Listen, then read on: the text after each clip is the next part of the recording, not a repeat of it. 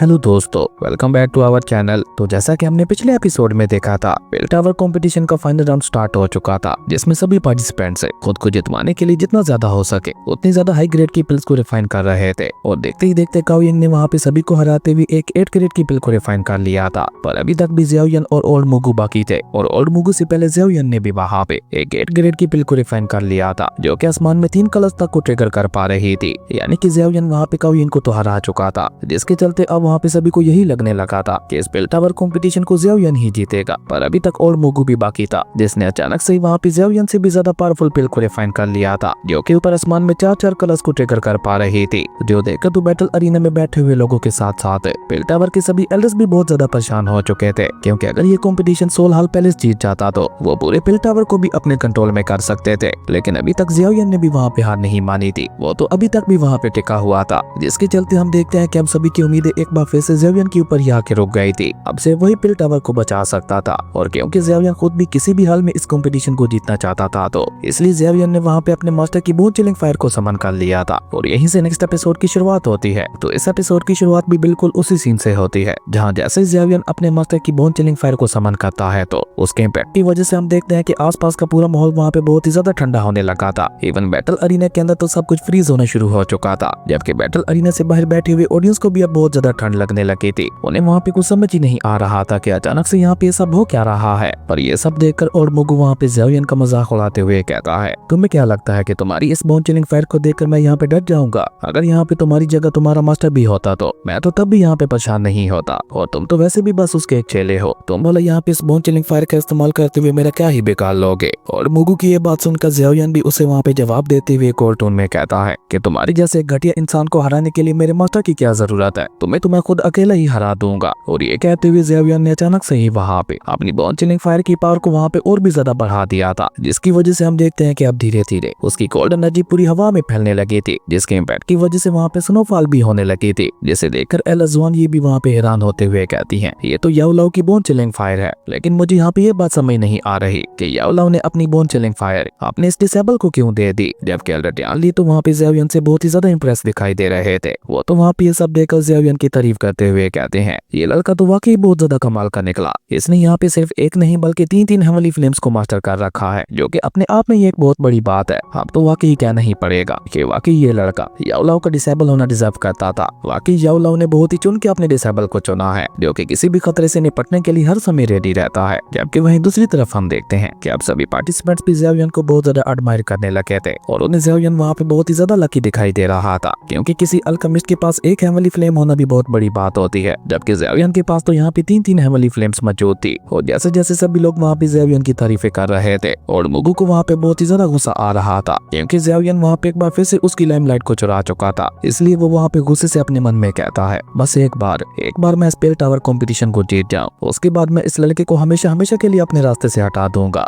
जिसके बाद इस लड़के के पास मौजूद सारी हेवनली फ्लेम्स भी मेरी होंगी। जबकि वहीं दूसरी तरफ हम देखते हैं कि ज़ियाओ यन अभी तक भी लगातार वहाँ पे अपनी बोन चिलिंग फायर की पावर को बढ़ाई जा रहा था, और जब वो वहाँ पे अपनी बोन चिलिंग फायर की पावर को पूरी तरह से बढ़ा लेता है, तो उसके बाद ज़ियाओ यन ने अपनी फॉलन हार्ट फ्लेम को भी बाहर निकाल लिया था, और उसकी पावर को भी बढ़ाते हुए वहाँ पे अपनी बोन चिलिंग फायर के साथ मर्ज करने लगा था। और इसी तरह देखते ही देखते ज़ियाओ यन ने अपनी तीनों फ्लेम्स को वहाँ पे आपस में कंबाइन कर दिया था, जिन्हें कंबाइन करने के बाद वो अपने अल्केमी फर्नेस से अपनी पिल को भी बाहर निकाल लेता है। जैसे फर्नेस से बाहर निकालते ही ज़ियाओ यन ने वहाँ पे और ज्यादा देर ना करते हुए जल्दी से अपनी तीनों फ्लेम्स को वहाँ पे अपनी उसी पिल के अंदर ही इंजेक्ट कर दिया था, जिसके चलते अचानक से ही वहाँ पे चारों तरफ बहुत ही ज्यादा खतरनाक एनर्जी रिलीज होने लगी थी, जो देखकर तो सभी लोग वहाँ पे बहुत ही ज्यादा कंफ्यूज दिखाई दे रहे थे, क्योंकि उनमें से किसी को भी वहाँ पे समझ नहीं आ रहा था कि आखिर ये लड़का ज़ियाओ यन यहाँ पे करना क्या चाहता है। और सेम हाल वहाँ पे मुगु का भी था, वो भी वहाँ पे कंफ्यूज होते हुए खुद से ही कहता है, क्या ये लड़का यहाँ पे पागल हो चुका है? पर जहाँ एक तरफ सभी लोग बहुत ही ज्यादा कंफ्यूज दिखाई दे रहे थे, तो वहीं दूसरी तरफ तीनों एल्डर्स वहाँ पे ज़ियाओ यन की इस टेक्निक को देखते हुए वहाँ पे स्माइल करने लगे थे, क्योंकि वो लोग भी इस टेक्निक के बारे में पहले से जानते थे, जिसके बारे में किसी और ने नहीं बल्कि मास्टर याओ लाओ ने उन्हें बताया था। और तभी एला ज़ुआन जी वहाँ पे स्माइल करते हुए अपने बाकी दोनों साथियों से कहती हैं, क्या तुम दोनों को याद है जब याओ लाओ हमें इस टेक्निक के बारे में बताया करता था तो हम उसे पागल कहते थे, और आज देखो उसका डिसेबल उसी टेक्निक का इस्तेमाल करते हुए हमारे पिल टावर को बचाने की कोशिश कर रहा है। एला ज़ुआन जी की ये बात सुनकर एला ज़ुआन कोंग जी वहाँ पे उससे कहते हैं, तुम बिल्कुल ठीक कह रही हो, और अगर सच कहूँ तो ये टेक्निक याओ लाओ की जिंदगी की सबसे बेस्ट सीक्रेट टेक्निक थी, जिसे एक मास्टरपीस कहना भी गलत नहीं होगा। जिस पे एला ज़ुआन ये भी दोबारा स्माइल करते हुए कहती हैं, हाँ, और आज उसका डिसेबल यहाँ पे उसी सीक्रेट टेक्निक को परफॉर्म करने जा रहा है जिसे हम ascending to the spirit technique के नाम से जानते हैं। लेकिन वो लोग भी ये बात नहीं जानते थे कि ज़ेवियन भी अपनी लाइफ में पहली बार इस टेक्निक को परफॉर्म कर रहा था। अब देखना इंटरेस्टिंग ये होगा कि ज़ेवियन इसमें कामयाब हो पाता है या नहीं। जबकि किंग सुंग वहाँ पे ज़ेवियन को इस टेक्निक को परफॉर्म करते हुए देखकर वहाँ पे ज़ेवियन का मजाक उड़ाते हुए कहता है, ये लड़का तो मुझे लगता है कि पूरी तरह से पागल हो चुका है, क्योंकि इसने अपनी 3 हेवनली फ्लेम्स का इस्तेमाल करते हुए यहाँ पे इतनी ज्यादा हीट एनर्जी को क्रिएट कर दिया है कि वो हीट एनर्जी अब इसकी पिल को खराब कर रही है। और अगर ऐसा ही चलता रहा तो बहुत जल्द इसकी रिफाइन हो चुकी पिल भी पिघल जाएगी, यानी कि यहाँ पे इसके पिछले 15 दिनों की मेहनत भी बेकार चली जाएगी। जबकि वहीं दूसरी तरफ हम देखते हैं कि ज़ेवियन वहाँ पे सभी की बातों को इग्नोर करते हुए अपने पूरे फोकस के साथ अपनी पिल को रिफाइन करने की कोशिश कर रहा था। लेकिन उसी के साथ साथ ज़ेवियन ये बात भी अच्छी तरह से जानता था कि एक रिफाइन हो चुकी पिल की क्वालिटी को इम्प्रूव करना कितना ज्यादा डिफिकल्ट होता है।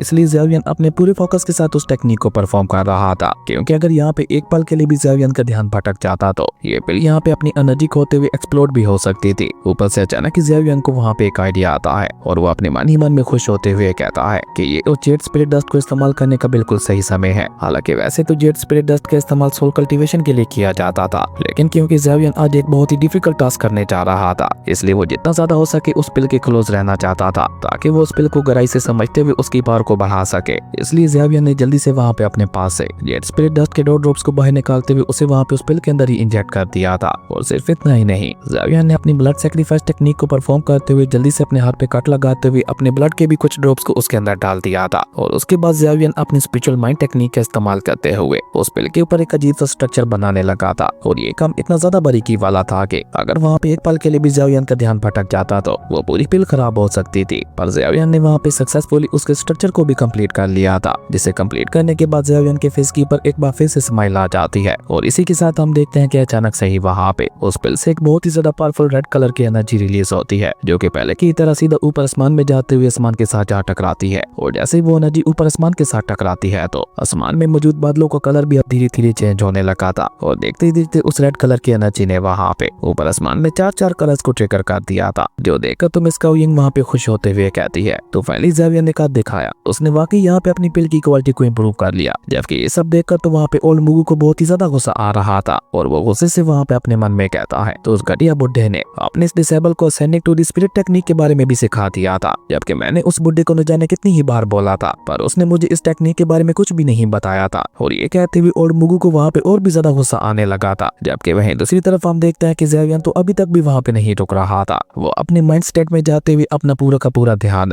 उस पिल की क्वालिटी को भी बढ़ाने में लगा रहा था। और ज़ेवियन के इस पागलपन को देखकर पिल टावर की तीनों ही एल्डर्स को वहाँ पे ज़ेवियन के अंदर मास्टर याओ लाओ की ही झलक दिखाई दे रही थी, क्योंकि मास्टर याओ लाओ भी पिल रिफाइनिंग के दौरान इसी तरह से खो जाया करते थे। उन्हें बाहरी दुनिया से कोई मतलब ही नहीं हुआ करता था। और तभी अचानक ही हम देखते हैं कि उस पिल से एक बार फिर से बहुत ही ज्यादा पावरफुल एनर्जी रिलीज होते हुए सीधा ऊपर आसमान के साथ जा टकराती है, जिसके आसमान के साथ टकराते ही 5वें कलर की एनर्जी भी वहाँ पे ट्रिगर हो चुकी थी, जो कि पिल टावर के तीनों एल्डर्स के लिए भी बहुत ज्यादा शॉकिंग था। उन्हें वहाँ पे अपनी आंखों पे यकीन ही नहीं हो रहा था कि वाकई वो वहाँ पे अपनी आंखों से ऐसा कमाल का नजारा देख पा रहे हैं। जबकि बैटल अरीना के अंदर बैठे हुए सभी लोगों ने तब वहाँ पे हैरान होने की बजाय उल्टा वहाँ पे ज़ेवियन के नाम के नारे लगाना शुरू कर दिए थे, क्योंकि ज़ेवियन ऑलरेडी उन सभी को वहाँ पे बहुत ज्यादा हैरान कर चुका था। और अब उन सभी की आंखों के सामने जो कुछ भी हो रहा था वो सब कुछ उनके लिए किसी मिरेकल से कम नहीं था। ऊपर से ज़ेवियन के दोस्तों की खुशी का तो वहाँ पे कोई ठिकाना ही नहीं था। और सेम खुशी वहाँ पे मिस काओयिंग को भी थी, वो भी अब वहाँ पे अपने दिल से ज़ेवियन को एडमायर कर रही थी। जबकि एलेसवान ये भी वहाँ पे स्माइल के साथ ज़ेवियन की तारीफ करते हुए कहती है, ये लड़का तो हमारी सोच से भी ज्यादा टैलेंटेड निकला, ये लड़का फ्यूचर में बहुत ज्यादा आगे जाने वाला है। और मुझे तो लगता है कि ये टैलेंट के मुकाबले में अपने मास्टर को भी पीछे छोड़ देने वाला है। मैं तो बस ये देखने के लिए एक्साइटेड हूँ कि इस लड़के की आखिरी हद क्या होगी। लेकिन अभी एल्डरज़वान जी वहाँ पे ये सब बोल ही रही थी कि तभी हम देखते हैं कि अचानक से वहाँ का माहौल एक बार फिर से चेंज होने लगा था, क्योंकि ज़ेवियन के थंडर क्लाउड ने वहाँ पे ओल्ड मुगू के थंडर क्लाउड को भी पूरी तरह से निकल लिया था, जिसके चलते ज़ेवियन के थंडर क्लाउड की पावर वहाँ पे और भी ज्यादा बढ़ चुकी थी। और उसी के साथ साथ उसका साइज भी वहाँ पे काफी ज्यादा बढ़ चुका था, जिसके इम्पैक्ट की वजह से हम देखते हैं कि वहाँ पे इतना ज्यादा पावरफुल स्पिरिचुअल ऑरा रिलीज होने लगा था कि बेचारे बैटल अरीना में बैठे हुए लोग उस एनर्जी को वहाँ पे बर्दाश्त ही नहीं कर पा रहे थे। और इसी के साथ ही अचानक ही वहाँ पे ऊपर थंडर क्लाउड से सारी एनर्जी इकट्ठा होते हुए एक पर्पल एनर्जी का रूप ले लेती है, जो कि सीधा वहाँ पे नीचे आते हुए बैटल अरीना में गिरने की कोशिश करती है। लेकिन बैटल अरीना के अंदर मौजूद उस लाइटिंग डिवाइस ने वहाँ पे उस पर्पल एनर्जी को भी ऑब्जर्व करना शुरू कर दिया था, पर ये पर्पल एनर्जी वहाँ पे उन लाइटिंग डिवाइस के ऊपर भी भारी पड़ रही थी, जिसके चलते वो भी वहाँ पे उन्हें पूरी तरह से ऑब्जर्व नहीं कर पा रही थी। और जैसे जैसे वो पर्पल एनर्जी वहाँ पे बढ़ रही थी वैसे वैसे ही आसपास बैठे हुए सभी लोगों की हालत तो और भी ज्यादा खराब गायब होने लगी थी, जो देखकर अब ज़ेवियन भी वहाँ पे थोड़ा परेशान हो चुका था। वहीं बैटल अरीना के अंदर बैठे हुए सभी लोग भी आपस में बातें करते हुए कहने लगे थे इस पर्पल थंडर एनर्जी के सामने तो पेल टावर की लाइटिंग डिवाइसेस भी काम नहीं कर पा रही, और इस पर्पल थंडर एनर्जी को देखते हुए तो ऐसा लग रहा है कि यहाँ पे एक बहुत ही ज्यादा खतरनाक लेवल की हेमली ट्रबुलेशन होने वाली है। जबकि वहीं दूसरी तरफ ज़ेवियन को भी वहाँ पे इस बात का एहसास हो चुका था कि अब वो लाइटिंग डिवाइसेस भी वहाँ पे सही तरीके से काम नहीं कर पा रही, क्योंकि अब धीरे धीरे उनमें क्रैक्स आना शुरू हो चुके थे। जो देखकर ओल्ड मुगु वहाँ पे एक डेवल स्माइल करते हुए ज़ेवियन से कहता है कि भले ही तुमने यहाँ पे एक 5 कलर वाली पिल को बना तो लिया है, लेकिन अभी तक तुम उसे कंट्रोल करने के काबिल नहीं हुए, और वैसे भी ये सब तो तुम्हें इस पिल को रिफाइन करने से पहले सोचना चाहिए था, क्योंकि अब तो बहुत ही ज्यादा देर हो चुकी है। अब तो ये हेमली ट्रबुलेशन यहाँ पे तुम्हारी जान ले लेगी। जबकि और मुगु की ये बात कहीं न कहीं सच भी थी, क्योंकि हम देखते हैं कि एल्डर ज़्वानकोंग भी वहाँ पे काफी ज्यादा परेशान दिखाई दे रहे थे, और जैसे जैसे वो पर्पल थंडर एनर्जी वहाँ पे उन लाइटिंग डिवाइसेस के ऊपर गिर रही थी, वैसे वैसे ही वो लाइटिंग डिवाइसेस वहाँ पे और भी ज्यादा डैमेज होती चली जा रही थी। जो देखकर एल्डर ज़्वानकोंग भी वहाँ पे परेशान होते हुए कहते हैं कि अगर एक बार और इन लाइटिंग डिवाइसेस के ऊपर वो एनर्जी गिरती है तो मुझे नहीं लगता ये लाइटिंग डिवाइसेस यहाँ पे सरवाइव कर पाएंगी, और ऊपर से अभी तक ज़ेवियन भी इतना ज्यादा स्ट्रॉन्ग नहीं हो पाया कि वो अकेला यहाँ पे इतनी ज्यादा खतरनाक हेमली ट्रबुलेशन का मुकाबला कर सके। और ऊपर से जब तक ये पिल टावर कंपटीशन खत्म नहीं हो जाता, कोई भी यहाँ पे ज़ेवियन की मदद करने के लिए भी कंपटीशन के अंदर इंटरफेयर नहीं कर सकता, और ज़ेवियन भी ये बात वहाँ पे अच्छी तरह से जानता था। इसलिए हम देखते हैं कि वो भी वहाँ पे उस पर्पल थंडर एनर्जी को देखते हुए काफी ज्यादा सीरियस दिखाई दे रहा था। जबकि उन लाइटनिंग डिवाइसेस में तो अब इतने ज्यादा क्रैक्स पड़ चुके थे कि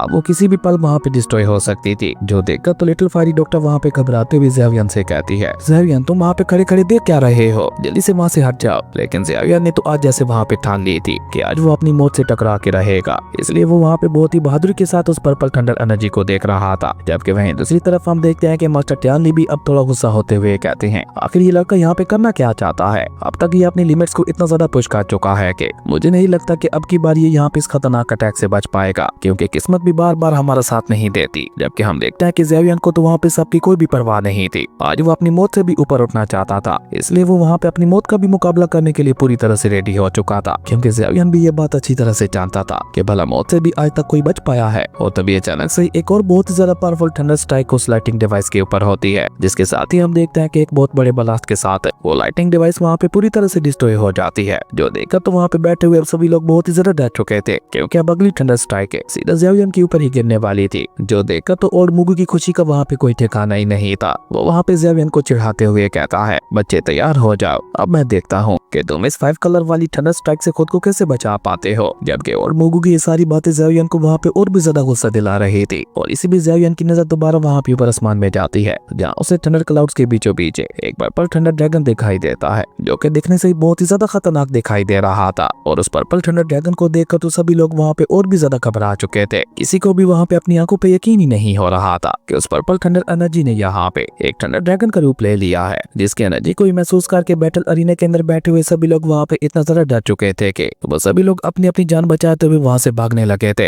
हर किसी को वहाँ पे सिर्फ और सिर्फ अपनी जान की ही परवाह थी, बस master Tian how, little fiery doctor और जिया को छोड़कर, क्योंकि वो तीनों वहाँ से भागने की बजाय उल्टा ज़ेवियन को बचाने के लिए वहाँ पे बहुत ही तेजी के साथ ज़ेवियन की तरफ आगे बढ़ने लगे थे। पर तब तक तो बहुत ही ज्यादा देर हो चुकी थी, क्योंकि हम देखते हैं कि वो थंडर ड्रैगन वहाँ पे ज़ेवियन के ऊपर हमला करने के लिए उसके काफी क्लोज आ चुका था, और ऊपर से ज़ेवियन भी वहाँ पे इस थंडर ड्रैगन की आंखों में आंखें डालकर देख रहा था, जैसे कि वो भी वहाँ पे उसका मुकाबला करने के लिए पूरी तरह से रेडी हो। और वहाँ पे होता भी बिल्कुल वैसा ही है, क्योंकि हम देखते हैं कि ज़ेवियन ने वहाँ पे उस थंडर ड्रैगन का मुकाबला करने के लिए अपने डिमोनिक सोल पपेट को भी बाहर निकाल लिया था, और सबसे पहले उसे वहाँ पे उस थंडर ड्रैगन के ऊपर हमला करने के लिए आगे भेज दिया था, जो कि जैसे जाकर वहाँ पे उस थंडर ड्रैगन के साथ टकराता है तो वहाँ पे एक बहुत ही बड़ा धमाका हो गया था, जिसके चलते हम देखते हैं कि वहाँ पे चारों तरफ और भी ज्यादा पावरफुल एनर्जी रिलीज होने लगी थी, जिसके इम्पैक्ट की वजह से तो हम देखते हैं कि पूरे बैटल अरीना में भी क्रैक्स आना शुरू हो चुके थे। जो देखकर वो तीनों एल्डर्स भी वहाँ पे समझ चुके थे कि अगर ये खतरनाक एनर्जी ऐसे यहाँ पे रिलीज होती रही तो आम लोगों की यहाँ पे मौत भी हो सकती है। इसलिए उन तीनों ने मिलकर वहाँ पे आम लोगों की जान बचाने के लिए अपनी पास को कंबाइन करते हुए वहाँ पे उन सभी के ऊपर एक प्रोटेक्टिव बैरियर बना दिया था, ताकि वो सभी लोग उस खतरनाक एनर्जी से बच सके। जबकि वहीं दूसरी तरफ हम देखते हैं कि ज़ेवियन का डिमोनिक सोल पपेट भी वहाँ पे बहुत ही मुश्किल से उस थंडर ड्रैगन को वहाँ पे रोक रहा था। जो देखते हुए अब वहाँ पे बिल्कुल ऐसा ही लग रहा था कि अब किसी भी समय यहाँ पे वो डिमोनिक सोल पपेट भी वहाँ पे एक्सप्लोड हो जाएगा। पर ऐसा होने से पहले ज़ेवियन अपने डिमोनिक सोल पपेट को वहाँ पे आदेश देते हुए कहता है कि सारी थंडर एनर्जी को ऑब्जर्व करना शुरू कर दो। अब ज़ेवियन की ये बात सुनकर हम देखते हैं कि उस डिमोनिक सोल पपेट ने भी वहाँ पे ऐसा ही करना शुरू कर दिया था, और जैसे जैसे डिमोनिक सोल पपेट वहाँ पे उस थंडर एनर्जी को ऑब्जर्व कर रहा था, वैसे वैसे ही हम देखते हैं कि उस डिमोनिक पपेट की पावर भी बढ़ती चली जा रही थी। और देखते ही देखते इसी तरह से वहाँ पे उस एनर्जी को ऑब्जर्व करते हुए वो डिमोनिक सोल पपेट अपना अपना लेवल भी ब्रेक थ्रू कर गया था, जिसके चलते हम देखते हैं कि उसके आर्मर का कलर भी वहाँ पे पूरी तरह से चेंज हो चुका था, जो देखकर तो ज़ेवियन के फेस के ऊपर भी एक बार फिर से स्माइल आ चुकी थी और वो वहाँ पे अपने डिमोनिक सोल पपेट को अगला आदेश देते हुए कहता है, अब तुम इस वाली थंडर एनर्जी को बहुत ही आसानी के साथ डिस्ट्रॉय कर सकते हो, तो इसलिए अब इसे खत्म कर दो। ज़ेवियन का ये आदेश सुनकर हम देखते हैं कि डिमोनिक सोल पपेट वहाँ पे बिल्कुल ऐसा ही करता है।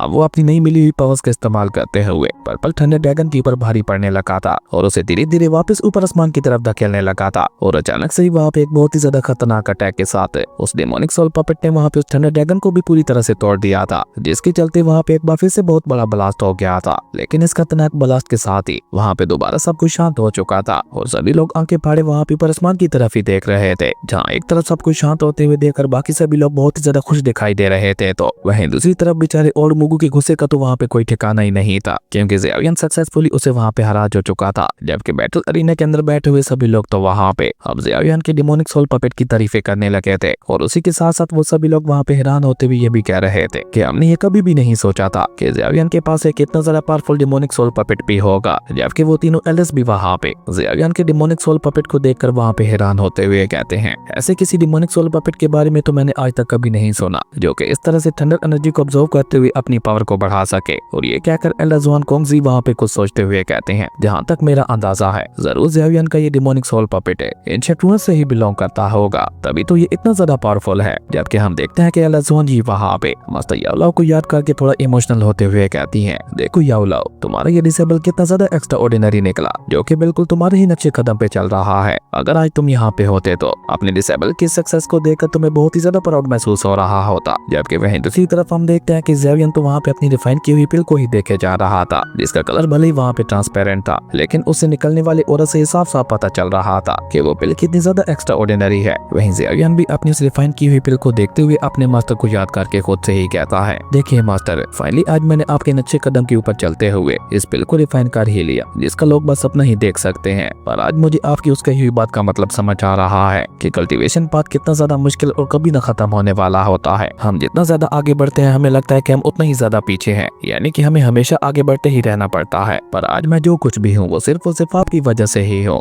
आप ही हैं जिन्होंने मुझे इस कल्टीवेशन पाथ के ऊपर चलने के काबिल बनाया था। अगर आप मेरे साथ ना होते तो मैं कभी भी इस मुकाम तक ना पहुंच पाता। काश आप यहाँ पे होते तो आपको मेरे ऊपर बहुत ही ज्यादा प्राउड महसूस हो रहा होता। और ये सब सोचते सोचते ज़ेवियन की नजर अचानक से ही वहाँ पे उन तीनों एल्डर्स के ऊपर पड़ती है, जिन्हें देखकर ज़ेवियन वहाँ पे स्माइल करते हुए अपने मास्टर से कहता है, देखिए मास्टर, आपके तीनों दोस्त आपके साथ कितने ज्यादा वफादार हैं, जो कि अभी तक भी आपको नहीं भूले। वो तीनों अभी तक भी आपको बहुत ज्यादा याद करते हैं। इवन उन्होंने तो आपको बचाने के लिए मेरी मदद करने का भी वादा कर दिया है। और यही सब सोचते हुए ज़ेवियन वहाँ पे मुस्कुराकर अपने सामने देखने लगा था, जहाँ पे उसे ऊपर आसमान में ही अपने मास्टर याओलाओ की स्पिरिट दिखाई देने लगी थी, जो देखते हुए तो वहाँ पे बिल्कुल ऐसा ही लग रहा था कि जैसे वाकई आज मास्टर याओलाओ को अपने डिसेबल ज़ेवियन के ऊपर बहुत ज्यादा प्राउड महसूस हो रहा है। जबकि वहीं दूसरी तरफ हम देखते हैं कि ऑडियंस के अंदर तो खुशी की एक नई लहर दौड़ चुकी थी। वो सभी लोग वहाँ पे बहुत ही परजोश तरीके के साथ ज़ेवियन के नाम के नारे लगाते हुए उसकी जय जयकार करने लगे थे। और तभी एल्डर ज़ुआन कोंगजी भी वहाँ पे अनाउंस करते हुए कहते हैं कि इस बार का पिल टावर कंपटीशन यहीं पे खत्म होता है और इस बार पिल टावर कंपटीशन का चैंपियन है हमारा हीरो ज़ेवियन है। अभी अनाउंसमेंट सुनकर तो हम देखते हैं कि ऑडियंस के अंदर बैठे हुए सभी लोग वहाँ पे और भी ज्यादा जोश में आ चुके थे और उन सभी ने मिलकर अब और भी जोर जोर से ज़ेवियन का नाम चिल्लाना शुरू कर दिया था। और अचानक से बियर किंग अपनी जगह पे खड़ा होकर वहाँ पे एक्साइटेड होते हुए आसपास के सभी लोगों को बताने लगा था, क्या तुम लोग इस लड़के ज़ेवियन को देख रहे हो? ये कितना ज्यादा एक्स्ट्राऑर्डिनरी है। पर तुम लोग जानते हो कि ये इतना ज्यादा एक्स्ट्राऑर्डिनरी क्यों है? क्योंकि ये लड़का ज़ेवियन मेरा छोटा भाई है। बियर किंग को वहाँ पे इतना ज्यादा एक्साइटेड होते हुए देखकर ज़िया वहाँ पे उसका मजाक उड़ाते हुए कहती है, लेकिन अभी थोड़ी देर पहले तो तुम्हें यहाँ पे बहुत ही ज्यादा बोरिंग महसूस हो रहा था और तुम तो कह रहे थे कि तुमने इस वर्ल्ड में आकर ही गलती कर दी, तो अब क्या हो गया तुम्हें जो तुम यहाँ पे इतने ज्यादा खुश दिखाई दे रहे हो? जबकि वहीं दूसरी तरफ हम देखते हैं कि ज़ेवियन भी वहाँ पे उस पिल टावर कंपटीशन को जीतते हुए देखकर बहुत ही ज्यादा खुश दिखाई दे रहा था। तभी एल्डर ज़ुआन कोंगजी वहाँ पे ज़ेवियन से कहते हैं, क्योंकि अब तुम इस कंपटीशन को जीत चुके हो तो तुम पिल टावर के अगले कैंडिडेट बनने के लिए भी क्वालिफाई कर चुके हो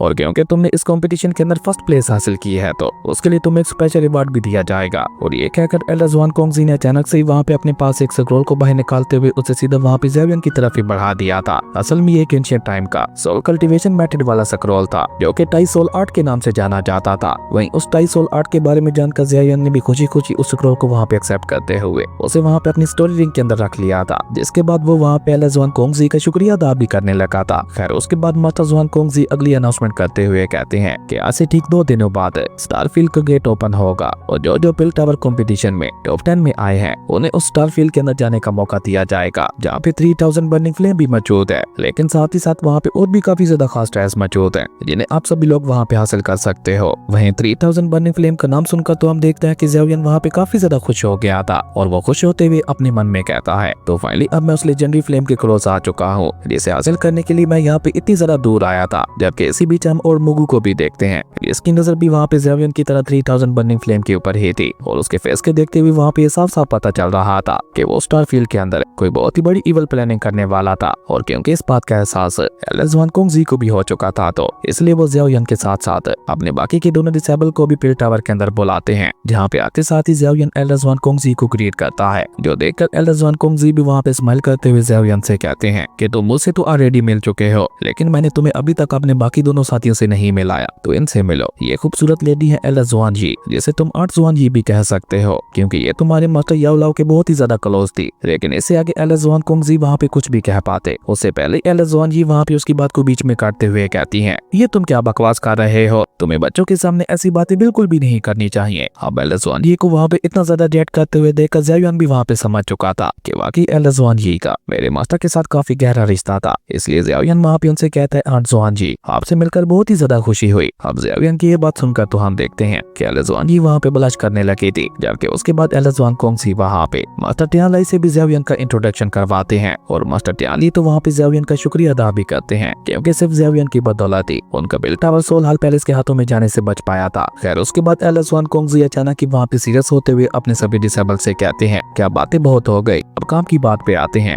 जैसा कि तुम लोग जानते हो कि कल स्टारफील्ड का गेट ओपन होने वाला है। स्टारफील्ड असल में एक ऐसी जगह है जिसे हम तीनों ने मिलकर बनाया था ताकि हम 3000 बर्निंग फ्लेम को वहाँ पे सील करके रख सके, पर अब हाल ऑफ सोल की नजर उसके ऊपर पड़ चुकी है और मुगु कुछ भी करके उसे वहाँ पे हासिल करने की कोशिश करेगा। पर मैं चाहता हूँ कि जैसे ही तुम लोग स्टार बैटलफील्ड में एंटर करो तो तुम सभी मिलकर ओल्ड मुगु के ऊपर अच्छी तरह से नजर रखो और अगर तुम लोगों को वहाँ पे जरा सा भी शक हो के और मुगु वहाँ पे 3000 बर्निंग फ्लेम को हासिल करना चाहता है तो तुम वहाँ पे उसी समय इस पल को क्रश कर देना। और ये कहकर एलिस वान कुंग जी ने अपने पास से 4 पल्स को बाहर निकालते हुए उन्हें वहाँ पे उन चारों की तरफ ही बढ़ा दिया था और अपनी बात आगे बढ़ाते हुए वहाँ पे उन चारों से कहते हैं कि जब तुम लोग वहाँ पे इस पल को क्रश करोगे तो पिल टावर से कोई एक मॉन्स्टर तुम्हारी मदद करने के लिए वहाँ पे पहुंच जाएगा, जो कि ओल्ड मुगु को वहाँ पे 3000 बर्निंग फ्लेम को हासिल करने से रोकेगा, क्योंकि अगर एक बार 3000 बर्निंग फ्लेम वहाँ पे आजाद हो जाती है तो वहाँ पे इतनी ज्यादा खतरनाक तबाही आएगी कि हम में से कोई इमेजिन भी नहीं कर सकता। अब सब कुछ तुम्हारे हाथों में है, अगर तुम लोग इस खतरनाक तबाही को रोकना चाहते हो तो तुम्हें ओल्ड मुगु को किसी भी हालत में उस बर्निंग फ्लेम को हासिल करने से रोकना ही होगा। एलिस वान कुंग जी की ये बात सुनकर हम देखते हैं कि वो चारों भी वहाँ पे इसके लिए मार जाते हैं और ज़ेवियन भी एलिस वान कुंग जी को तसल्ली देते हुए कहता है कि आप चिंता मत करिए, मैं सोल हाल पैलेस को उनके गंदे इरादों में कभी भी कामयाब नहीं होने दूंगा। उसके बाद ज़ेवियन और उसके सभी साथियों को आज की रात को जाने के लिए पिल टावर के अंदर ही जगह दी जाती है, जहाँ पे रहने के लिए ज़िया तो बहुत ही ज्यादा एक्साइटेड दिखाई दे रही थी और ऊपर से वो वहाँ पे पिल टावर के एलेक्सेस की भी तलाश कर रहे थे कि शायद वहाँ पे उसके हाथों में कुछ लग जाए। और ऊपर से जब ज़ेवियन वहाँ पे उससे सवाल करते हुए पूछता है कि तुम इतनी रात को मेरे रूम में क्या कर रही हो, तो ज़िया उसे वहाँ पे सीधा सीधा ही जवाब देते हुए कहती है कि असल में मुझे बहुत ही ज्यादा भूख लग रही थी, इसलिए मैं अपने खाने के लिए तुमसे कुछ एलेक्सेस लेने के लिए आई थी, जो कि मुझे फ्री में बिल्कुल भी नहीं चाहिए। अगर तुम मुझे खाने के लिए वो एलेक्सेस दे देते हो तो मैं तुमसे वादा करती हूँ कि मैं 3000 बर्निंग फ्लेम को हासिल करने में तुम्हारी मदद कर सकती हूँ, जिससे तुम मेरी मदद के बगैर तो कभी भी हासिल नहीं कर पाओगे। ज़िया की ये बात सुनकर हम देखते हैं कि ज़ेवियन भी वहाँ पे हैरान होकर उससे सवाल करते हुए पूछता है कि तुम भला इतने यकीन के साथ कैसे कह सकती हो कि तुम 3000 बर्निंग फ्लेम को हासिल करने में मेरी मदद कर सकती हो। जिस पे ज़िया उसे वहाँ पे जवाब देते हुए बताती है क्योंकि 3000 बर्निंग फ्लेम बहुत ही ज्यादा खतरनाक है, जिसे पिल टावर की तीनों एलिस भी मिलकर वहाँ पे एक साथ कंट्रोल नहीं कर सकते। और वैसे भी क्या तुम्हें याद नहीं है कि पिछली बार फलन हार्ट फ्लेम को हासिल करते हुए तुम्हारी क्या हालत हो गई थी, और ये भी हो सकता है कि इस बार 3000 बर्निंग फ्लेम को हासिल करते हुए तुम्हारी जान ही चली जाए। लेकिन हम देखते हैं कि ज़ेवियन को तो अभी तक भी वहाँ पे ज़िया की बातों का मतलब समझ नहीं आ रहा था,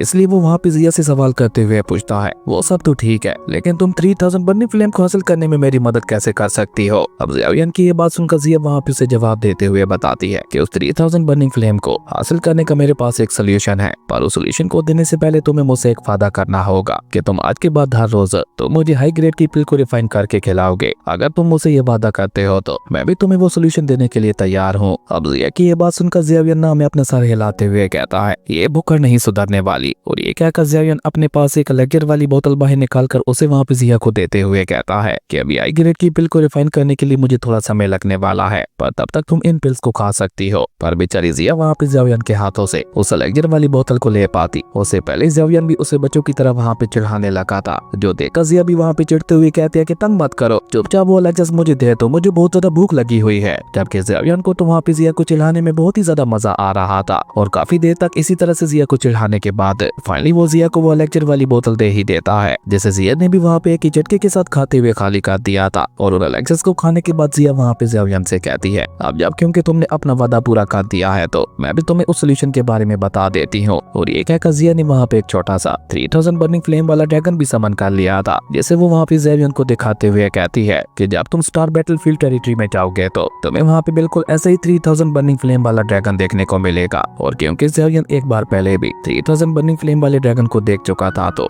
इसलिए वो जिया वाले ड्रैगन को एक ही झटके के साथ पहचान जाता है, जो कि 3000 बर्निंग फ्लेम वाले ड्रैगन का एक छोटा वर्जन था। वहीं जिया वहाँ पे ज़ावियन को बताती है कि इस बार जब मैं अपनी एंशिएंट वॉइड ड्रैगन ट्राइब में वापस गई थी तो मैंने वहाँ पे 3000 बर्निंग फ्लेम के बारे में काफी इन्फॉर्मेशन निकलवाई थी, जिसके अकॉर्डिंग 3000 बर्निंग फ्लेम जब से पैदा हुई है तब से ही उसके पास अपने किस्म का दिमाग है, जिसके चलते उसे कोई भी हासिल नहीं कर सकता। अब जिया की ये बात सुनकर तो हम देखते हैं कि ज़ावियन भी वहाँ पे थोड़ा परेशान हो गया था, जबकि जिया वहाँ पे अपनी बात आगे बढ़ाते हुए ज़ावियन से कहती है, ज़ावियन क्या तुमने एक बात को नोट नहीं किया, ये 3000 बर्निंग फ्लेम ड्रैगन शेप में है, जो कि हूबहू हमारे क्लैन से मिलता जुलता है। और क्या तुम जानते हो कि इसकी वजह क्या है? क्योंकि 3000 बर्निंग फ्लेम को हमारे क्लैन नहीं पाला था। अब ये था ज़ावियन के लिए एक और बहुत बड़ा झटका। वो वहाँ पे हैरान होते हुए जिया से कहता है, क्या क्या कहा तुमने अभी अभी? जिसपे जिया वहाँ पे मुस्कुराकर ज़ावियन को जवाब देते हुए कहती है कि जब 3000 बर्निंग फ्लेम एक सीडलिंग शेप में थी तो तब उसके ऊपर हमारे क्लैन की नजर पड़ी थी और उन्होंने ही वहाँ पे उसकी परवरिश करते हुए उसे इतना बड़ा किया था, और यही एक रीजन है 3000 बर्निंग फ्लेम का ड्रैगन शेप में होने का। अब जिया की ये बात सुनकर ज़ावियन वहाँ पे हैरानगी के मारे अगला सवाल करते हुए पूछता है कि अगर ऐसी बात है तो 3000 बर्निंग फ्लेम यहाँ पे पिल टावर के पास कैसे आ गई? जिसपे जिया उसे वहाँ पे जवाब देते हुए कहती है, असल में 3000 बर्निंग फ्लेम को हमारे एक सीनियर मास्टर ने पाला था, लेकिन जब वो सीनियर मास्टर अचानक से ही कहीं गायब हो गया तो 3000 बर्निंग फ्लेम भी तब भटक गई और इसी तरह से भटकते हुए वो पिल टावर में आ पहुंची, जहाँ पिल टावर के तीनों एल्डर्स ने मिलकर उसे स्टार फील्ड के अंदर सील कर दिया था, क्योंकि उन तीनों में से कोई भी उसे कंट्रोल नहीं कर सकता था। जिया की सारी बातें सुनकर तो ज़ावियन वहाँ पे परेशान होते हुए कहता है, तो इसका मतलब है कि 3000 बर्निंग फ्लेम का पहले से ही एक ओनर है, जिसके चलते उसे मैं तो क्या कोई भी हासिल नहीं कर सकता। लेकिन जिया अचानक ही वहाँ पे स्माइल करते हुए ज़ावियन से कहती है, नहीं नहीं, तुम्हें यहाँ पे ऐसे परेशान होने की कोई भी जरूरत नहीं है, क्योंकि मेरे पास इसका भी एक सोल्यूशन है। असल में मैं अपने एंशिएंट ड्रैगन ट्राइब से तुम्हारे लिए ड्रैगन ब्लड को सीक्रेटली चुरा कर लाई हूँ, जिसका इस्तेमाल करते हुए मैं तुम्हारी बॉडी के ऊपर ड्रैगन सील बना दूंगी, जिसके चलते उस 3000 बर्निंग फ्लेम को लगेगा कि तुम भी ड्रैगन ट्राइब से बिलोंग करते हो।